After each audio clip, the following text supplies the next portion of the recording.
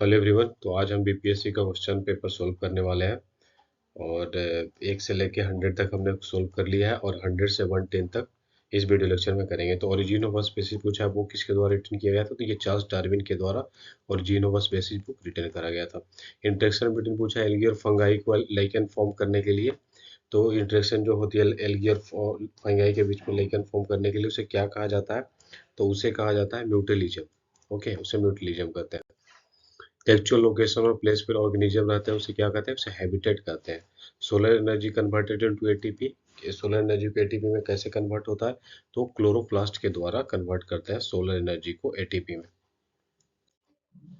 The by product of photosynthesis क्या होता है? तो बाई प्रोडक्ट ऑफ फोटोसिंथेसिस इसमें मोर देन वन ऑप्शन हो जाएगा। ऑप्शन नंबर जो डी होता है, नन ऑफ दीज या मोर than above.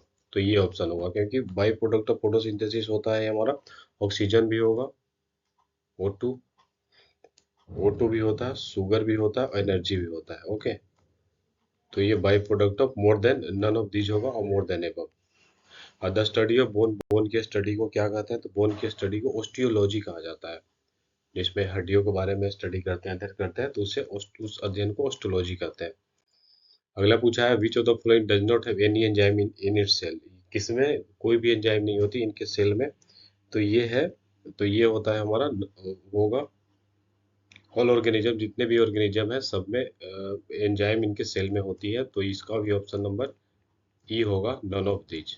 Okay, option number जो ई होता है, नन ऑफ दीज, तो ये हो जाएगा क्योंकि जितने भी ये दे रखी हैं इन सब में एंजाइम होती है इनके सेल में। पूछा है कि किन में एंजाइम नहीं होती उनके सेल में।